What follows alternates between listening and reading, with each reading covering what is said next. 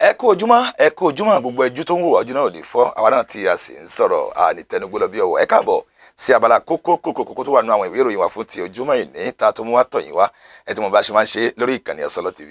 Kásùmù Ìṣọ̀lá ní orúkọ tèmi. Àwọn àkọlé eléyìí tí ó jáde nínú kókó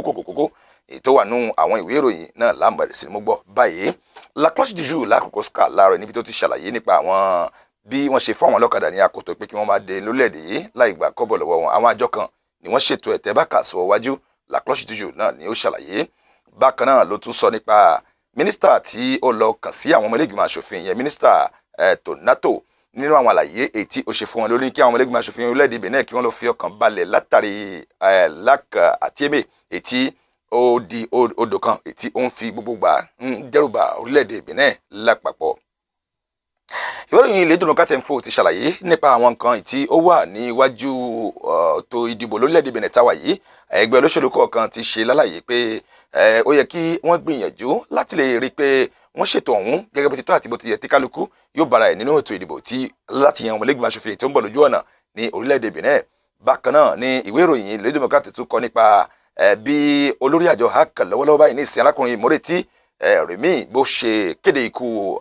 akẹgbẹ́ rẹ̀ tí ó ti lo ipò náà tẹ́lẹ̀ rí ìyẹn Théophile Nata ètí ó di olóògbé ó sọ nípa rẹ̀. Bákan náà ni ìwé ìròyìn ọ̀hún ó tún mú ẹnubà ntí ó jẹ́ mọ́rọ̀ ayẹyẹ àjọ̀dún ìdúpẹ́ tó wáyé nínú ìjọ ọkọ̀ ìkẹyìn Denebak tí Venerable Supreme Evangelist Papa Abikoye tí wọ́n jẹ́ ẹnìkan tí ó darí ètò níbẹ̀ tí wọ́n sì jẹ́ alákòóso nípa ntí ó jẹ́ mọ́rọ̀ ìjọ Ọlọ́run ọ̀hún jẹ́ ìwé ìròyìn ètí àpè ní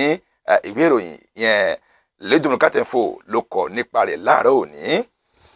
Ìwé ìròyìn tí ó tún wà nírọ̀ mi bí náà ni Nouvelle Elite náà ló kọ nípa bí àwọn ẹgbẹ́ olóṣèlú bẹ̀rẹ̀ bí wọ́n ṣe ran àwọn tí wọ́n jẹ́ akẹ́kọ̀ọ́ tí wọ́n lọ sí ìdánwò BPC BAC àti CEP tí ó kọjá bí wọ́n ṣe mú ìrànlọ́wọ́ kalẹ̀ láti lè fi ràn wọ́n lọ́wọ́ lórí àwọn ìgbésẹ̀ kan àti èkejì tí wọ́n gbé nípa eléyìí. Ó jẹ́ nǹkan tó dùn àwọn tí wọ́n wà ní ìpínlẹ̀ Mono nínú lọ́pọ̀lọpọ̀ bí wọ́n ṣe dùnnú lórí àgbékalẹ̀ náà tí ó wáyé. Ká fi ìwé ìròyìn eléyìí tí a pè ní Le Chasseur Info ká fi kásẹ̀ ìròyìn wa ti àsìkò yìí nílẹ̀ ká sọ fún yín pé Chasseur Info kọ́ nípa bí àwọn mínísítà tó wà lẹ́ka tó jẹ́ mọ́rọ̀ ẹ̀kọ́ gíga lórílẹ̀‐èdè Benin tí a wà yìí léyìí tí Ládékàn Ìyáyí àti ẹni tí ń ṣe ìkejì rẹ̀ tí wọ́n lọ kàn sí